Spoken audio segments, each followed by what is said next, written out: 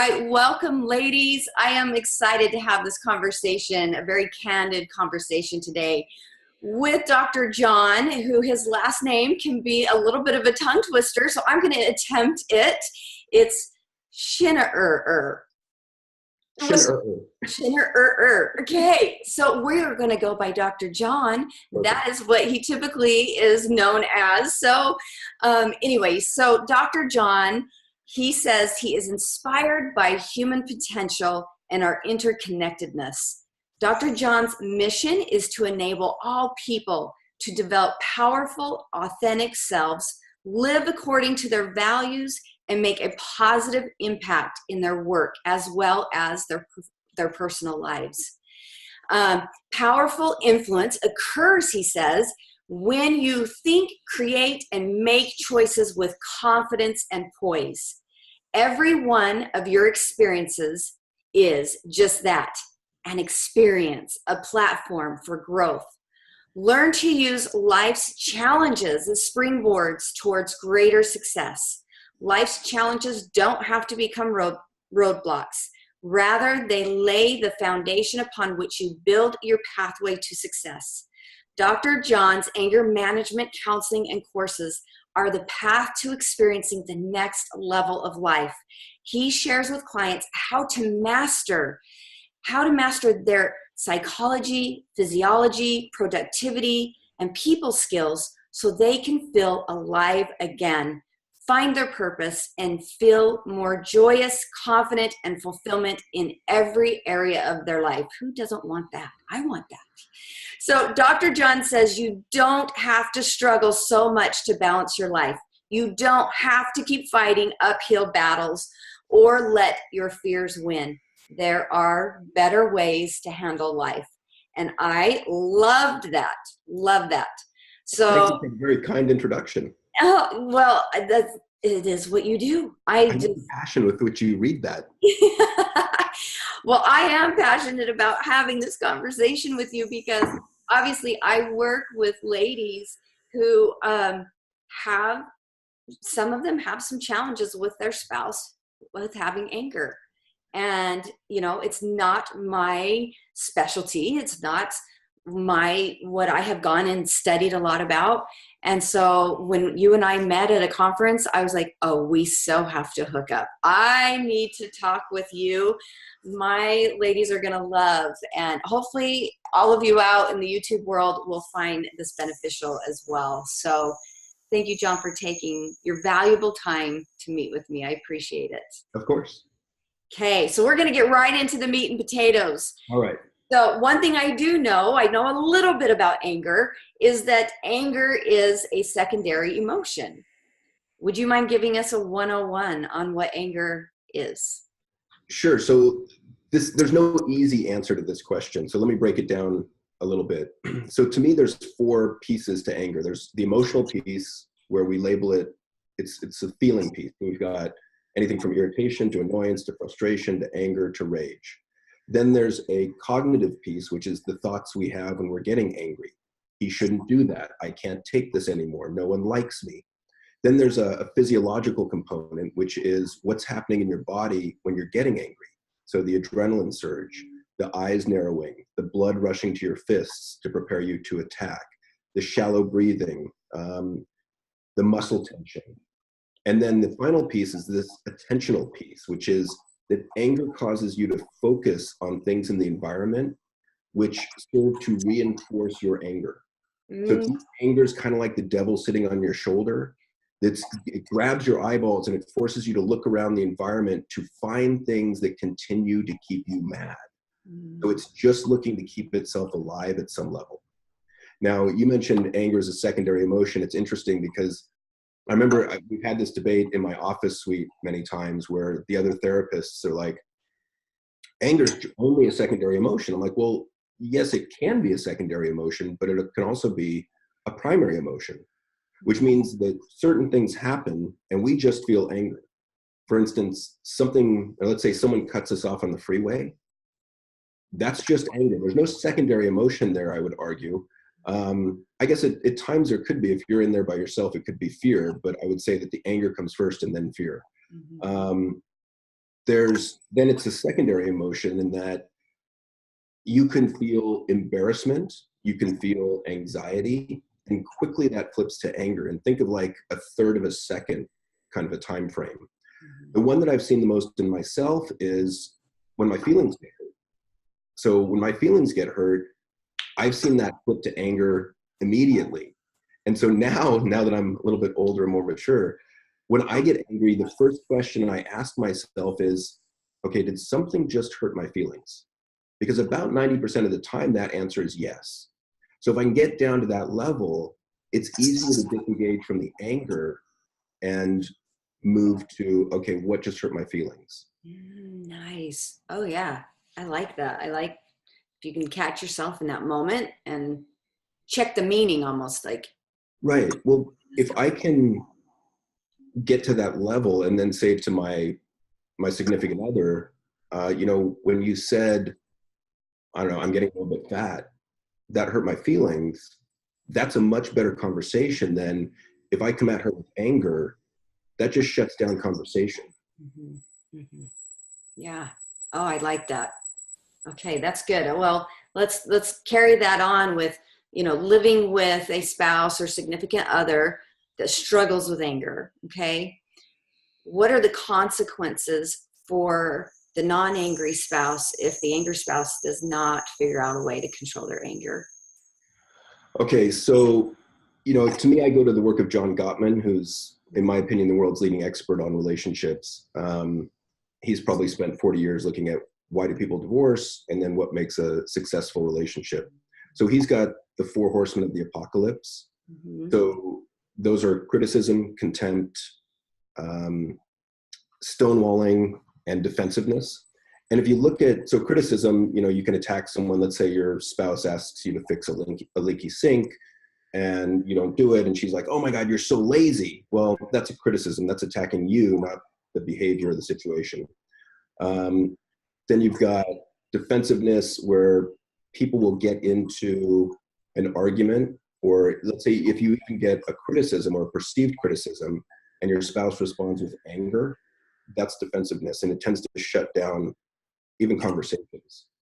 Contempt is where you feel that you're superior to the other person in some way, and so you talk down to them. It's putting yourself on a different level and speaking down to them. Why can't you be smarter? Why can't you use your head?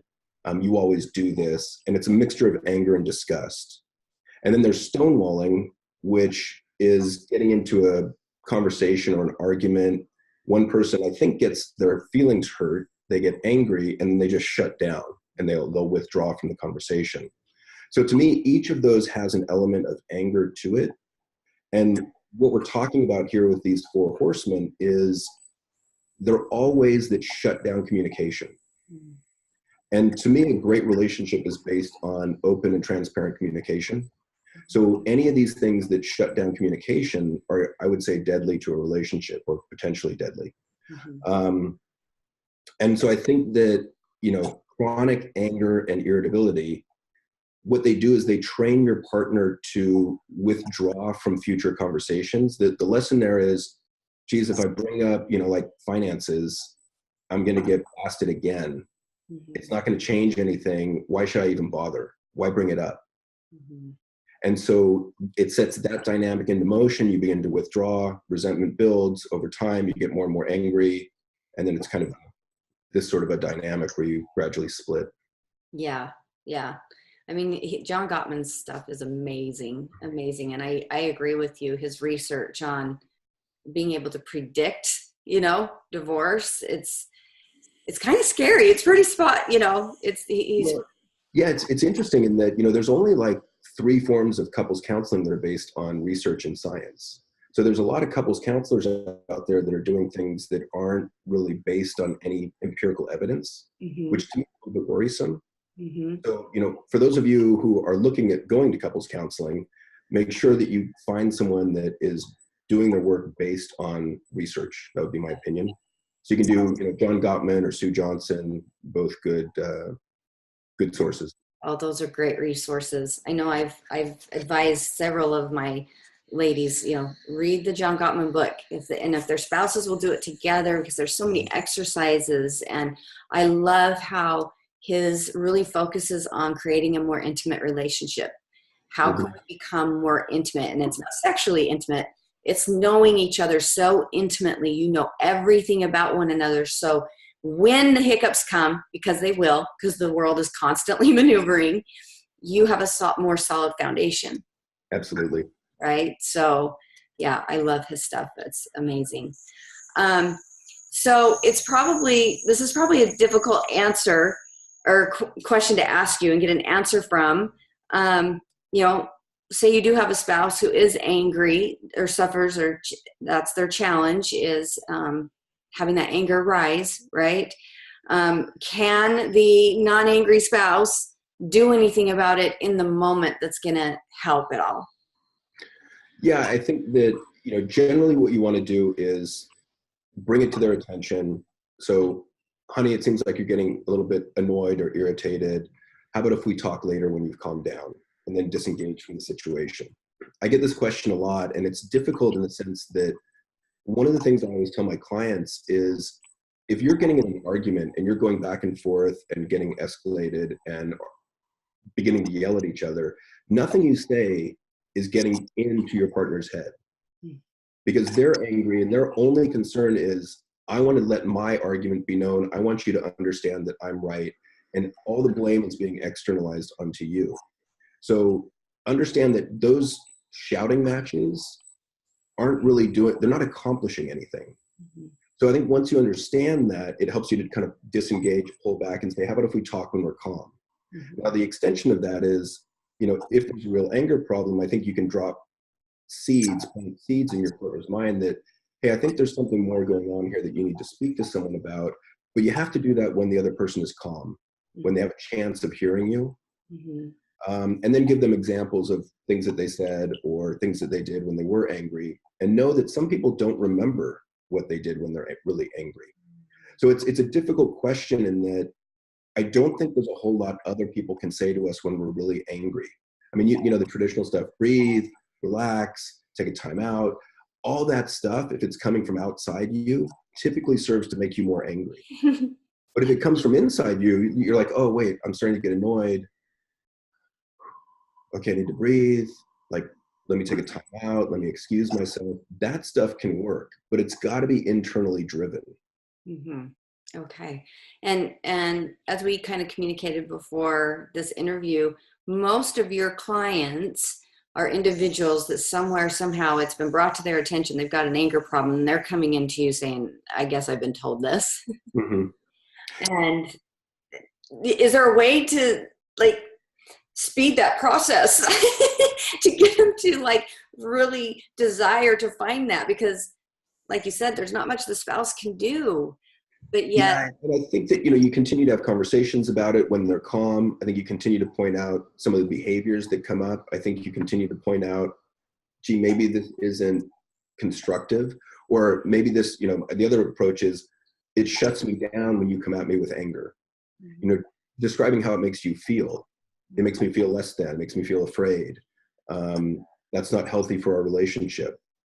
And, and I think I was telling you earlier that most of the people that I see that are adults with anger problems, the reason they come to see me is the ultimatum: if you don't see someone, I'm leaving.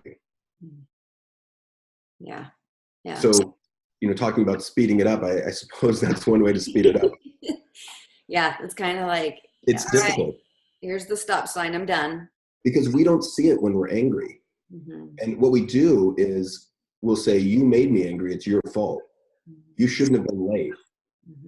Or you shouldn't have talked to me like that. Yeah. Well, okay, maybe, but it's still my anger that I need to deal with. Well, that takes us perfectly into the next little section that I'm hoping to spend a little bit more time on. You have tools that you teach these individuals on how to control their anger. I want you to share those tools with me. But before we get into the tools, do you believe that these tools can work to an extent that it's so successful that, because I think there's some people that think, I'm going to have to be in therapy for the rest of my life. right? Like, is it, and that's daunting. And in my realm of work, I think it's extremely daunting for men. Men don't want to go to therapy in general. Nobody does, but for some reason, I think there's a hiccup there. Not quite sure why. But do you believe they can learn these tools and not have to continue this feel-good therapy like you and I talked about to get the success that they want? Yeah, and to back up a minute, I mean, that's why I do coaching, not therapy, because I think that men can relate more to coaching. I think, my approach is to try and teach tools, which I think is less threatening, because honestly, it scares the bejesus out of men to go to any sort of therapy. I mean, most men are just, it scares them. I think that's part of it. It's embarrassing. And we don't even like to stop to ask for directions. Yeah. Why would we stop to ask someone how to deal with something more personal that's going on inside of us? So I think it takes a great deal of courage just to come in and be open to it. Mm-hmm. So I always praise the clients that are brave enough to come in and be open to learning. Mm-hmm. But as far as the tools go, I mean, a lot of it, the foundation is about awareness. So if you're aware of the fact that you're becoming angry, there's a lot of stuff you can do to stop that anger cycle. Mm. And so the awareness is all about training your mind, training your attention to spend more time in the present moment. Because we know from research that the mind wanders a lot. About 50% of the time, our mind is wandering to the past and to the future. And usually it's a negative past and a negative future. So negative past, which is, things that I wish I hadn't done, bad things that happened to me, things that people shouldn't have done to me, which is all about sadness and depression. Or the negative future, which is, oh my God, I'm worrying about things that might happen tomorrow or might not happen. And that's all about dread, worry, stress, anxiety. So the more time we can spend in the present moment, the better off, well, the happier we are, but the more chance we have to be in touch with what's going on in our body so that we can go in the moment, okay, I'm starting to get a little bit annoyed here, like what's going on? And look around and then take some steps to interrupt it. The other part that we know is that attention is closely linked to emotion. So what we pay attention to greatly influences how we feel. And how we feel greatly influences what we pay attention to. Mm-hmm. So, for instance, back when I was married, I would give this example of, think of anger on a 1 through 10 scale, like intensity. So 1 is calm, 10 is enraged, Incredible Hulk. And you want to get on it before it gets to like a 5. Because once it goes over a 5, you kind of become anger at some point, and the anger takes over. Okay, so I'm coming home from work. I'm, maybe I'm at a 1 because I'm just kind of stressed and tired. Pull up into the driveway. One of my kids has left their bike in the driveway. So I got to stop the car short, get out, move the bike, get back in the car, pull the car all the way in, go from a 1 to a 2. Going through the laundry room, there's dirty clothes all over the floor. So I'm kind of picking my way through the laundry room, go from a 2 to a 3. Come inside, there's some trash on the floor in the hallway, go from a 3 to a 4. Say hi to my teenage son, who's got his head buried in a video game. He doesn't say hi back. Go from where I am, 5 to a 6. Come in, and this didn't really happen, but just for the sake of example, let's say my 2-year-old was drawing on the wall. Go from a 6 to a 7. So now I come in to see my wife at that moment in the kitchen, and I'm at a 7 on a 10-point scale. You can imagine that interaction's not going to go very well because I'm already angry, but I'm looking for things to keep me angry. So my attention is grabbed my eyeballs and it's scanning the environment to look for things that keep me angry. So when I get to this conversation with my wife, first time I've seen her in, 12 hours, that's probably not going to go very well. And here's the thing, none of that had anything to do with her. So that's all me displacing my anger onto her. Mm-hmm. So, you want to be aware of the dynamic of anger and attention. And when you start to get angry, realize that your attention is going to be hijacked and that you begin to look around for things that keep you angry. Because when you can become aware of that dynamic, you can interrupt it. Nice. Oh, wow. That really brought everything together. That scenario, it's like, wow. Okay. So what Your attention is linked to the emotions, Mhm. what you're paying attention to. And if you can stop yourself in that moment, like you would probably, like, you're at a 1 in the car, right? You drive up, you see the bike. What would a tool be that somebody could use? Like, you could tell the bike's making a little bit more and get in the house. How do they interrupt it? So the other way to do that is, let's say I pull up into the driveway, I'm going to a 2, maybe I get to a 3 in the laundry room. If I'm aware of my body, if I'm in the present moment, I can go, okay, wait, so my heart rate's going up, blood pressure's going up, got a little muscle tension here, my blood's rushing to my fists. Okay, let me just step outside for a few minutes, few seconds, breathe deeply. I mean, I can look at the lawn or the trees and just realize, okay, wait, I'm switching hats near, now I'm going from work to home, calm down. I mean, you can do a brief visualization of, one of the ones I like is imagine breathing in white light. If you're religious or spiritual, you can imagine it coming from your higher power. Whatever you need in that moment is in that white light. So breathe in through your nose. Let's say I'm breathing in peacefulness, relaxation, calm. Breathe out. When you breathe out black smoke, which is whatever you don't need is in that black smoke. Mm-hmm. Anger, frustration, stress, fear. And so just doing something like that for a minute will calm you back down, bring your heart rate back down, relax your muscles slightly, and then you can go inside and you'll be okay. Nice. Yeah. So doable. It's doable, but it's got to be driven by the person that's dealing with the anger. That's the thing. So if I come in and my wife's like, oh, you seem tense, relax, why don't you go up? I mean, like, it always amazes me because there's almost nothing she could say in that situation that would help me out. Yeah. Depending on where you're at with the anger and how aware you are, it seems to fuel the anger often. Mm-hmm. But it's got to be driven internally. It's got to be driven by the individual By themselves. the individual. And I imagine, like, the men you've worked with or the women you've worked with, when they've learned to control that anger, how much does it change their life? It's pretty remarkable. I mean, because a lot of times people that are angry are not enjoying life that much. Mm-hmm. I can't tell you how many families and executives that I've dealt with that, their primary goal in life has been to create wealth. And they've done a fantastic job of that. They have more wealth than they can spend in a couple lifetimes. And they've got a wife or a husband and kids at home, and they have everything that they could want materially, and they're miserable. And, to me, it's such a shame that with learning some of these tools, you can learn to be more relaxed. You can learn to enjoy life more. You can learn to be quicker and easier to laughter. You can learn to be more intimate and vulnerable in your relationship, thereby creating a better relationship. I mean, the upside is tremendous. For instance, can I read an email I got Yes, a couple please. days ago? Yes. This was from a guy, someone that took my anger management course. He's an MD. He has a huge private practice. And he said, each one of your methods works very well for me. However, I found one which has more magic to it than the others. It's the compassion offered to others. I found that when I am thinking, may you be healthy, may you be peaceful, may you live life with ease and well-being in the presence of an angry person, it has the power to reduce their anger and often causes them to behave calmly or lovingly towards me as I repeat these thoughts in my mind.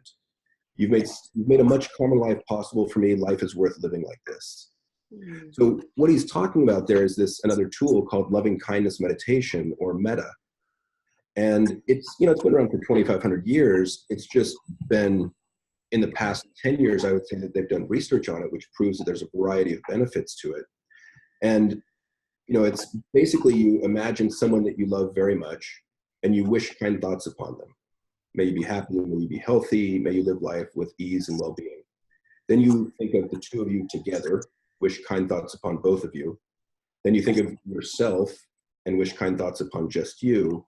And from there, you can kind of expand family, company, school, state, country, world kind of a thing.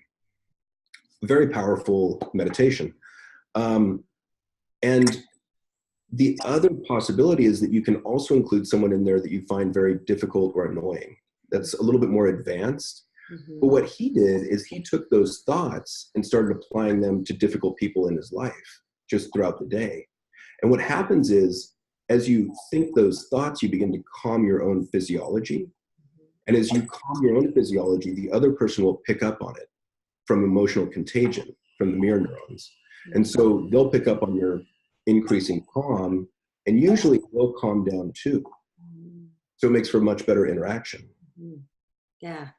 It's something we talk about in Upkeep 3 a lot, our thoughts, the power of our thoughts, right? And the power of the negative narrative, like you said, 50% of the time our brain is like not being controlled whatsoever, I'm just letting all these things come in, and how we have to consciously choose to put those powerful thoughts in our mind. Yeah, and to that point, I mean, I think, I've done this, 25 years now. And the more I've done this work, the more I become convinced that the mind is just a random thought generating machine. Like it just sits there and spits out thoughts. And I don't even consider myself my mind anymore. I consider myself kind of this entity looking down upon my mind and going, oh, there it is again. I'm thinking that thought of I'm an idiot, or I'm worthless, or I need to lose weight, whatever it is, right? We've all had those negative thoughts. Yeah. Now I can go, oh, there's that thought of I'm an idiot. Well, I've heard that before. I know it's not true. I'm just going to let it go. And so, and that kind of rolls into the next tool of what I would say cognitive reinterpretation, which is just a fancy phrase for how do you interpret what's going on around you? And the best example I can give you of this is road rage. So every angry person that comes in to see me has some degree of road rage. They get mad on the freeway, right? Which is not uncommon. But I mean, I remember when I was younger, I'd be in the fast lane doing, 80, and someone would come screaming up and tailgate me doing 100, and I would get upset. I'd get mad. And then, it leads into all sorts of problems, right? You tap on the brakes a little bit. You're not going to get past me. Like you get angry, and then you start doing really stupid stuff. Yes. And so now what I do is I just reinterpret their motive and their destination. So, where I used to think, what an a-hole, he shouldn't be doing that. And now I think, well, maybe there's a pregnant woman in the back of the car that needs to give birth. Maybe there's a sick child in the back of the car. Obviously, they need to get to their destination more quickly than I do. I'm just going to get over a lane, let them go by, get back over, no anger, no problem. Yeah. That's a simple reinterpretation. And the funny thing is, I don't know if either of those interpretations are accurate. I don't know if this guy's actually a jerk. And I don't know if they actually need to get to the ER, but why not pick the interpretation that serves me? Yes. Yes. Yeah.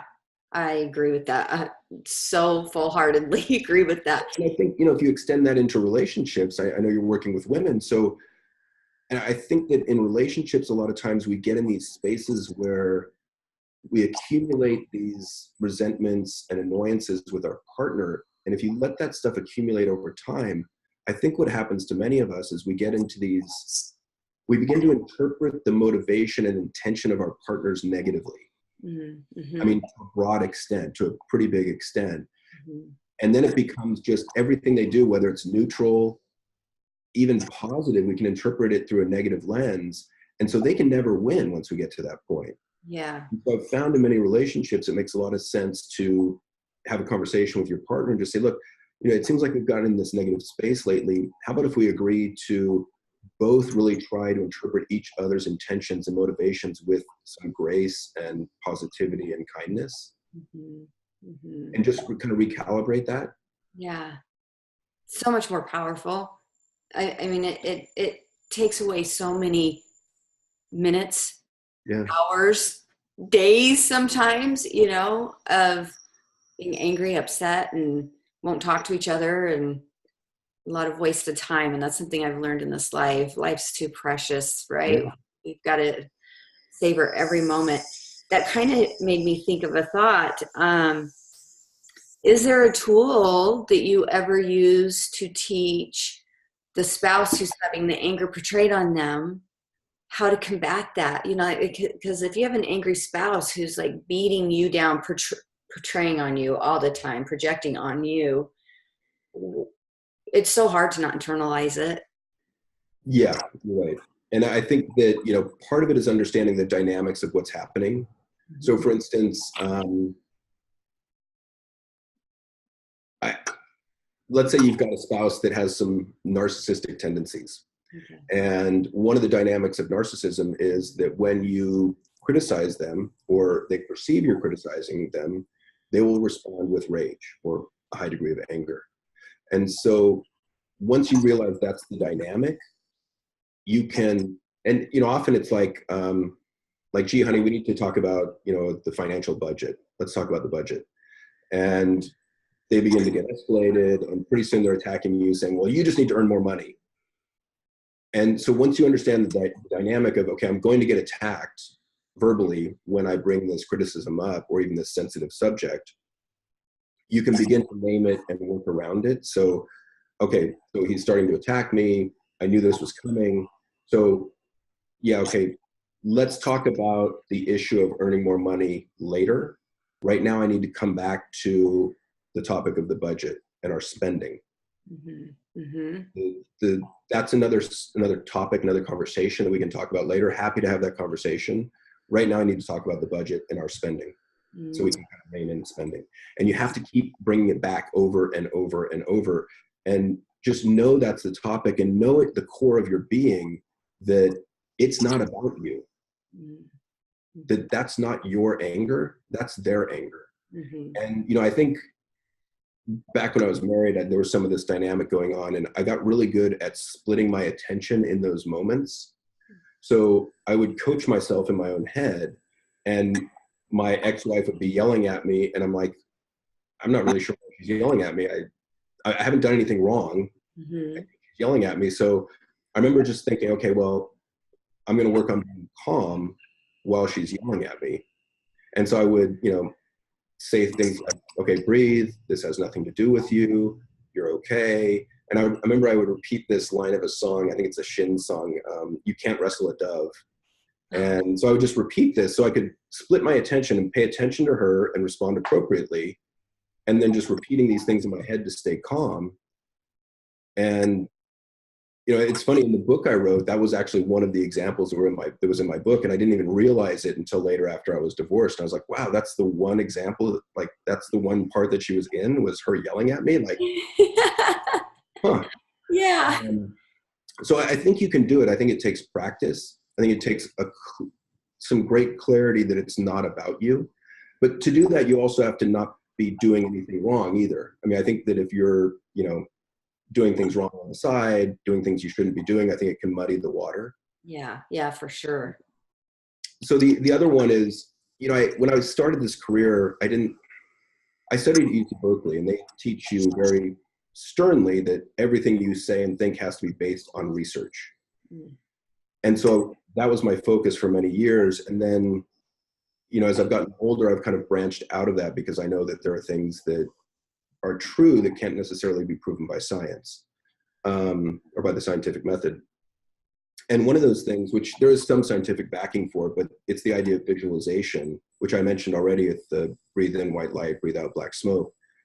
But one thing you can do to protect yourself emotionally is this concept called shielding, where you just think to yourself, shield, and then you imagine or visualize when I do it, I imagine an egg-shaped shield surrounding my whole body. And for me, it's blue. It can be any color you want, but that shield keeps out negative energy, negative emotional energy, but it allows the positive in.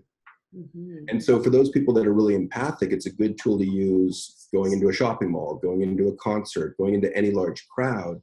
But you can also use it if you're going into a conversation with a spouse that is probably going to get ticked. Yeah. And, the more you practice it, the better you get at it. When I first started it, I don't think I was that good at it. Now I can just think shield, it's up, and it's no big deal. Wow. Yeah, that's pretty empowering if you can get that concept down. I mean, when you explained that to me, I saw the vision of things just bouncing off, just penetrate. They just were bouncing off, And it was funny. I had a client who was a great musician. He actually cut an album in Tennessee. But when he was starting out, he was playing in a lot of bars. And half the people there were interested in the music, half could care less. And so they'd be talking, and they were sending kind of negative stuff his way. Like sometimes they'd, jaw at him or make fun of him or whatever it was. And he had a hard time staying in the zone to play at his level of ability. And so he said, what can I do? And so I taught him this technique of shielding. So he would get up on stage and he said, it just looks like I'm fiddling with my amp. But what I'm doing is thinking about the shield, and I can see it come up from the floor. It's blue. I can see the specks of dust floating through it. It envelops me and my guitar, seals off at the head. And that once I get there, I'm solid. And then I just shred. Wow. That's empowering. That is empowering. I really like that. And the other thing to consider for people that are getting the anger directed at them is to tune into your physiology. The biggest one for me is heart rate. So if I'm getting anger at me, the emotional contagion piece will automatically up your heart rate. It'll increase your muscle tension. Because your body's preparing you to attack in return. Mm-hmm. So you have to stay ahead of that and breathe deeply and focus on bringing your heart rate down slightly. Mm-hmm. And you can do that with practice. Okay. And do you do that kind of through breath? Yes. Yeah. Focus. I mean, I can, kind of visualize my heart rate slowing, my heart actually beating more slowly. Oh, yeah. Oh, I can see how that would totally keep you a little more in a level place as this is coming at you. So then you can be thinking, oh yeah, shield. Oh yeah, I'm going to remove myself. And the funny thing is you have to remind yourself to breathe, because any of the negative emotions will make you breathe shallow, mm-hmm. which means you're not getting enough oxygen in, and your brain runs on two things, glucose and oxygen. Mm-hmm. If you're not getting enough oxygen in, your brain's not working at peak performance.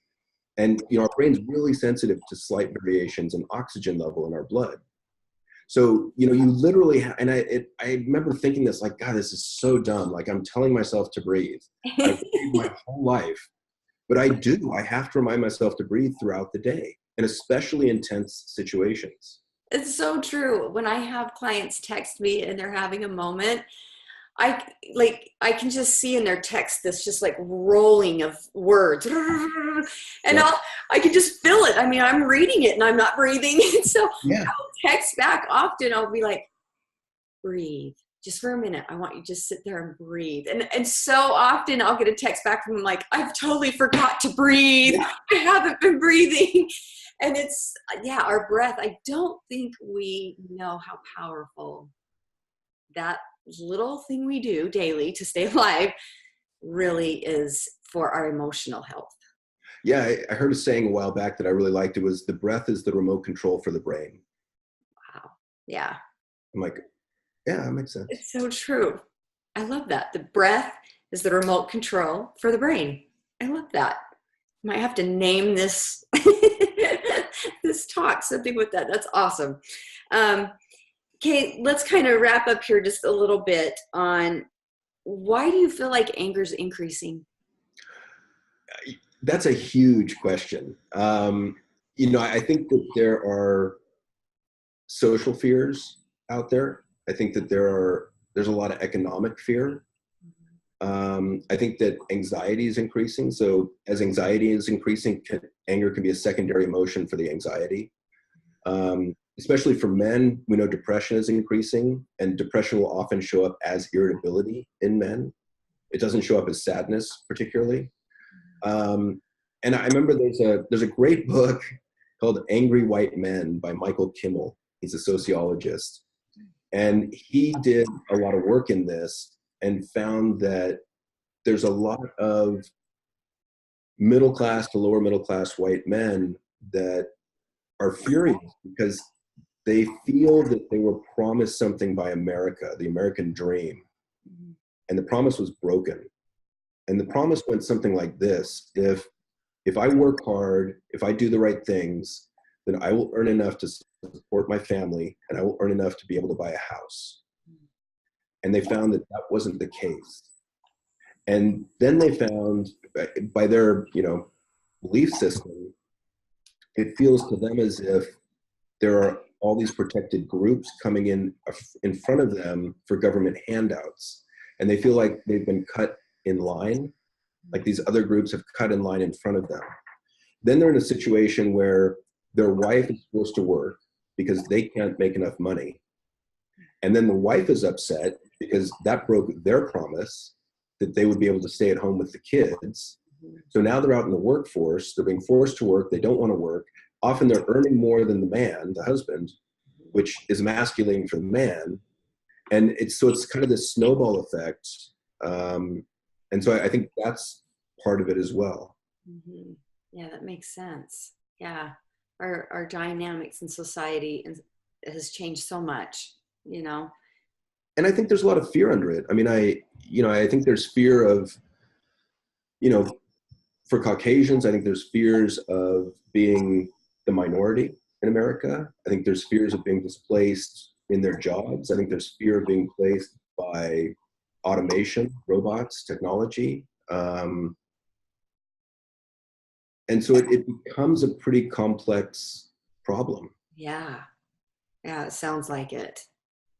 Yeah, I think you were right. Like, this is a long answer. Like, to try and fully understand. Big question. Yeah, yeah.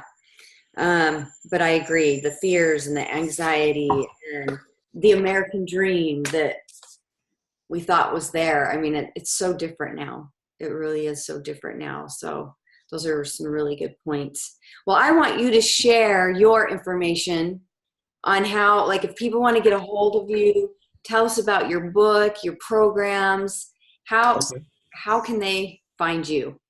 All right. So I've got a couple websites. So you can find me at GuideToSelf.com. So that's GuideToSelf.com. And that's more executive coaching and local, where I see local clients. Okay. Then I've got another site that's WebAngerManagement.com. And there I offer online video courses. And the courses are on anger management, anxiety management, and positive psychology or happiness. The book is available there, which is entitled How Can I Be Happy? And you can also join my Facebook page at facebook.com/GuideToSelfCoaching. I'm on Twitter at John Shin, JohnSchin, and Instagram at j.Schinnerer, and that's SCHINNERER. Probably should have picked an easier handle on that one. Well, and I will make sure I have all of these correct, that when I upload this video, I will put all of those in under it, so they can have easy access to reaching you. You are needed, and I'm really excited that because you're in San Francisco. I have clients all over the United States and some in Canada, that you have your online courses that can be accessed anywhere. Yeah, and thank you. And I started those out about 10 years ago with the idea that my idea was there's millions of men that need these tools that maybe don't have the financial resources to come in and see me, aren't nearby, or don't have the courage to come in and see someone individually, which I get. So I thought, let me put something together that these guys can tap into anonymously, so to speak, in the comfort of their own home and the privacy of their home. The funny thing was I went live with it and immediately started getting hundreds of emails from angry women all over the world. And I was like, I didn't know, like, they told me to find a niche. I was looking for a niche. I had to change it. So it was gender neutral. Gender neutral. A lot of angry women out there, apparently. It's about 50-50. I'm always surprised. Yeah, I'm actually surprised by that statistic as well. What a blessing it is to have this option for women, to help women that may have these same fears and anxiety. And I'm not getting what I was promised throughout my life that I would have by finding an amazing husband and living the white picket fence, the dream, right? So yeah, I am really thrilled to be able to share this with others, and I completely support what you are doing, and I love your demeanor. You're so calm. Thanks. It's like you bring this calmness, and when I met you in San Francisco, I felt the same way. So you're a blessing to everyone around you. So I want to thank you for that. Thank you so much. Thank you for having me on. I really appreciate it. You are very welcome. And I will look forward to having more conversations with you in the future. Sounds great. I look forward to it. Okay, thank you so much, John.